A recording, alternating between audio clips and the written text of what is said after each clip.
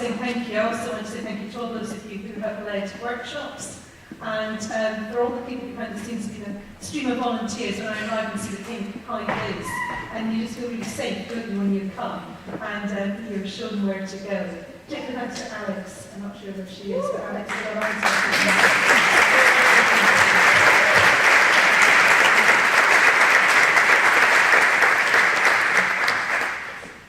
Before I'd even arrived, I was told that Bible Day was on, and it would be really good for people to find out something about me. That's really daunting. I don't know you, so what on earth do you want to know about me? So we've got about 20 minutes, and I am going to share something of who I am and how I've got here. I wasn't entirely sure what I was going to say until I arrived, but as the days going on, I think there's more clarity has come. I think I want to put a thread underneath it about my journey and some facts, but also about what God has been doing in my life and the things that He has been showing me, which I think are there for everybody. There's a sense in which, as Will said, we are who we are, and we have to discover who God is and who we are in Him. And that's a lifetime's journey for every single one of us. So I want to frame it in that. So I want to start by describing a picture that has been really important to me for a number of years. And I came across it by chance. It might have been social media, it might have been Facebook, I can't remember. But it was a picture of a young girl, probably a 6-year-old girl, wearing a pretty dress with some angel wings on her back. I have 2 sons, so anything with pretty dresses and little girls, I think, oh, I wish I'd had that, and I could have dressed up a little girl. So I was drawn to it because it was a beautiful picture. And there was a question. The little girl was asking a question, what if I fall? And she was standing, looking hesitant, and that sense of what if I fall, I thought, that's me. I grew up feeling quite a cautious little girl, quite quiet, quite shy, which made you think, how did I end up doing this? Well, that's more to tell. But that sense of I could exactly feel what she was feeling, what if I fall? And the phrase underneath was, but oh my darling, what if you fly? And there's a sense in my life, and I think for every single one of us, that we have choices. That God knows who we are, He's made us, and He wants us to fly. That doesn't mean we all become bishops, praise God. What it does mean, though, is that we become the person He has made us to be. And that through our lives, we have to trust Him. And we have to stand in that place of cautiousness. What if I fall? But oh my darling, what if you fly? And I can see, as I look back over my life, that thread of God saying to me very, very gently each time, what if you fly? What if you fly? What I'm so grateful for is that I grew up knowing Jesus all my life, which is a story that not many children can say these days, because the number of children that actually are exposed to even understanding who Jesus is far less than it ever was. I used to say there were 3 generations from regular church going. I think we're probably 4 generations. So a story. When I was a teenager, I wished I'd had one of those stories where I could say, oh, I had a really terrible life, I did this, this, this, and this, and then my life changed. And I felt a failure because I didn't have that story. I have a story now that I find so valuable that I can say I've known Jesus all my life. Because I know that He has loved me from the time I was born. I was born into a Christian family. My father was ordained an Episcopal priest, which is Anglican in Scotland. And so I've always had that sense of God and Jesus in my life. And that has been absolutely crucial to who I am. But how has that been expressed? Well, it's been different. Isabel was talking about those lovely pictures of who Jesus is. And as a child, I had a picture on my wall that was one of the ones from that pack of Jesus in a field, a very kind of watercolour picture with birds on his arm. He was Margaret Tarrant. Very pastoral, very beautiful, and for me that's who Jesus was. And I think I've learned through my life that Jesus is far more than that, and that's the journey as well that we have to make of realising the complexity of Jesus that we will never know. And the more I know Jesus, the more I realise I don't know who He is. And sometimes that's scary as well. But I've known Jesus and been able to rest on Him, and that's been strong, it's been weak. There's times I've trusted very strongly, other times I've struggled to say my prayers. And again, that's probably true for every single one of us. But being rooted in the love of Jesus from the time I was born is something that I am so grateful for. So I grew up, did all the church thing, went to university, member of the Christian Union. I studied languages at university. I went to St Andrews University. I knew I wasn't going to carry on with languages, so then you have to think, what am I going to do? And I applied for various things, and I ended up doing a management training scheme with the NHS. And had a wonderful time in Edinburgh and across Fife, working in different hospitals and learning about how the health service is made up. And then my job, firstly, was working in the Royal Infirmary in Edinburgh, where I was a liaison between support services and clinical staff. So I sort of negotiated what the porters might do, what the works department might do, in order that the ward staff and the clinicians were able to do the job that they needed to do. This was at the time of general management. If you know anything about the NHS, you'll be able to work at my age. This was in the 1980s, and things changed, and the health service began tendering out those contracts. So the change was that no longer did you have a relationship with people, but you were managing contracts, and that really wasn't what I was interested in doing. So I left the NHS at that point and worked for a charity where I did HR and personnel. In the middle of that, I got married to Paul, and then we had our first son.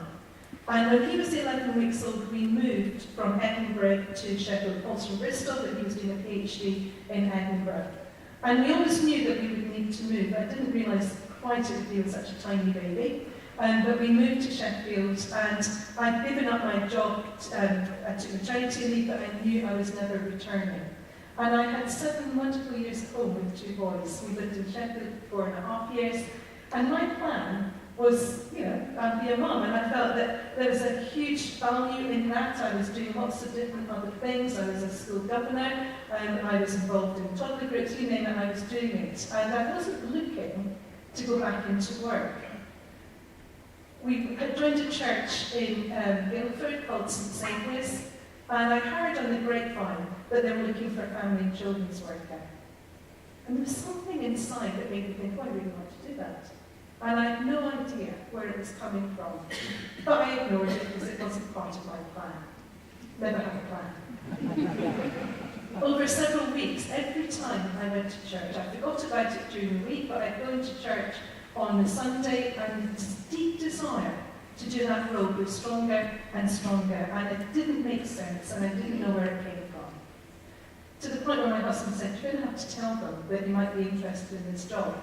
So I spoke to the associate director and said, I believe you're going to be advertising for a family and children's worker. When you do, let me know, because I might be interested. And he said, come and see us tomorrow. So I met with him and the youth pastor, this guy called Andy Emerton. He is now Bishop of Sherwood, so we had a great laugh about how we shared an office together, and he appointed me. And basically they offered me the job. I went with my list of excuses of what I couldn't do, and I didn't want full-time. And I arrived and they said, well, we reckon you're not going to want full-time, so we made it part-time, and basically offered it me on the spot. Now, that was a bit of a shock. Although that deep desire was there, I then felt quite inadequate. Who was I to do this job? I didn't have a teaching background, I didn't have a youth and children's background, and I was beginning to look at different courses to make me feel equipped to do this job.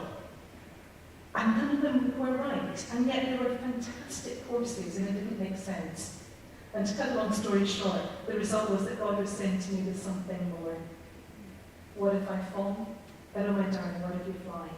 It's ordination. My goodness, I've grown up in a vicarage. This is the last thing I wanted to do. And yet, I knew deep, deep down that this was what God wanted me to do. So I did a part-time training course, and carried on as a family and children's worker as I did it. So what Signalitis now offers the context training was what I did by default because I was working for a church. But it was a great way to train for ordination. I was doing my curacy at St Saviour's, and again, my plan was to stay there. And I was going to be able to become an associate there. I was doing my IME, the curate's training, and I was in a parish one day. We went round to each other's churches, and we went to a village 3 miles outside Guildford for one of our days, and it was a quiet day. and we had an opportunity to spend some time around the village. And after lunch, I wandered to outside the church and sat on a bench. It was May time. It's a beautiful sunny day, and I was looking at the church. And this only happened twice in my life. I audibly heard God's voice. He said, "You could be the vicar here." And it really threw me. I was not looking to be a vicar. I was going to stay where I was. I wasn't looking for incumbency. But the voice was so strong, and the sense of calling so deep, that I knew I needed to do something about it. The church wasn't vacant, and I hadn't finished my curacy, but I just locked it. And a year later, the church came into vacancy. I still hadn't quite finished my curacy. So again, I had all my reasons why I couldn't apply for this job. And I got a letter from the Director of Ministry saying, "We're assuming you're staying at St Saviour's, but if you were interested in any other posts, it would be good to have a conversation." I thought, well, there we go, I've got to do it, haven't I? So I emailed her and said, "Yes, I'd love a conversation."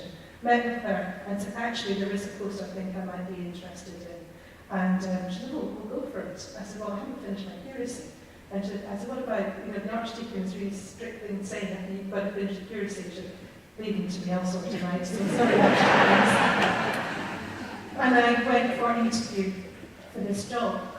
I'll be really honest here, I turned up for an interview, met the other candidates. It's not always the best when you arrive. 3 men and me. My first thought, what on earth am I doing? I don't even look like a vicar. Many women are thinking that. So just love that as well. That was my immediate feeling. I can't possibly do this job. And I was offered it, and I had a fantastic time, 9 years, in that parish. God showed me so much in that church. I'd been part of very large churches where most people arrived having come from my similar background, having grown up in faith and a strong faith and understanding. This was completely different. People were coming here with no background in faith. And my husband Paul and I led a home group, and we met them the first time, and we just said, "Tell us a bit about how you ended up at this church." I've never been so blown away in my life. These were people who cried out to God with no understanding of who he was. One woman who, at the end of an abusive marriage, lying on her bed saying, "I don't know if you exist, God, but if you do, I need you," and finding herself at church. Someone who was cutting his grass on Sunday morning and suddenly had a deep desire to go to church and ended up in this parish church. Another person who'd been walking across the heathland and had a real encounter with God, knew it was something to do with that but couldn't articulate it, ended up in church. Well, it blew all my perceptions. I had given the mantra, "You've got to belong before you can believe," and this was the reality of it, that these people were belonging and did believe and yet didn't have the language to articulate and needed to learn that journey. Talk about Missio Dei, God at work in the world, and I was seeing it in front of my eyes, that God was at work in people's lives before any Christian had actually gone and shared the gospel with them. And they were coming to this church. It was just the most exciting thing. And God showed me so much. It was uncomfortable because things were having to be done differently from how I'd done things before. And just challenging my own perceptions as to what it meant to be a disciple, and that question about what is daily discipleship. I was being challenged all the time, but he showed me so much. One Christmas, he gave me a very, very strong picture. The children's worker was setting up the traditional crib, which was a beautiful Victorian crib. Actually, it wasn't there, it was the previous children's worker was setting that up because we had a new one by that point. And it was a beautiful thing, and it was set up behind the altar rail because it's old and it's fragile, and they didn't want the children to touch it. And that's how it had always been. And they came and looked at it. And I'd never thought anything of this. But then this new children's worker put up in the porch a Playmobil crib, and everyone played with it. And I tended to stand in this porch before the service and after the service. And over the whole Christmas period, I watched children and adults playing with this. They'd look at me and say, "Are we allowed to play?" I said, "Yes, of course you can." And they played with it, adults too, and all the characters ended up in the wrong places. The cow was on the roof, the angel was somewhere else, and the baby was under the table. And they were immersing themselves into the crib story. And I heard God say to me, "Do you want to be a Playmobil church or a Victorian crib church?"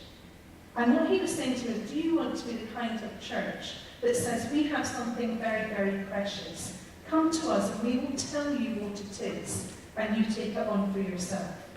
Or do we want to be a church that says we have something very precious, and actually we can learn from you as well? And we want you to come in, and together we're going to explore this. And we're going to get it wrong a lot of the time, because actually we don't have all the answers. We're going to make a mess of it from time to time. But together we're going to find something really precious, and we'll get new insights into what that is. So if you ever see, when you come to the Palace at Christmas time, a Playmobil crib up, that is why. Because my deep desire is that we create places where we encounter together, where we learn from one another and allow God to reveal himself in new and creative ways, because he is at work in our world, and we don't understand it. And until we actually share together and explore together and not always get the answers, he can't lead us on to those places where his kingdom is going to come in power. So that was my time in Parish. Again, quite comfortable doing that, really enjoying that. Began to wonder whether I might take on another parish role when my bishop said, I think I can see some bishop potential in you. I had nightmares for a few weeks afterwards. The nightmares were about wearing mitres, seriously. And to cut a long story short, I had 3 years of exploring what that might mean. You don't apply to be a bishop. So if God was saying something to me, what did I need to do? And I explored different things. I did a particular training course. I applied for a couple of different jobs. None of it was right until I was interviewed for Bishop of Southampton. I had laid everything down saying, Lord, you're not showing me what to do. I'm not going to apply for anything else. 3 weeks later, I got an invitation to put in an application for Southampton. And so I did it. Not thinking it would ever come to anything. Arrived in Winchester Diocese, and 7 months after I arrived, we went into COVID and lockdown, so again, that was very unusual. And then we had a little bit of a crisis, which you might have heard about, a big crisis in Winchester, and I found myself as taking up the acting bishop's role in Winchester through a very challenging time. I know about complexity in life. I know about not having easy answers. I know about the need to rely on God. I know about the power of other people's prayers. During my time in Winchester Diocese, there were days where I found it really hard to pray because I didn't know what to pray for. But I felt so sustained supernaturally by the prayers of others that carried me through that difficult time. And again, God showed me things. Not everything works out immediately. But in everything that we do, if God is in it, we sense his presence with us. It doesn't take away the pain and the difficulty, but we sense him with us. And that is the most powerful thing.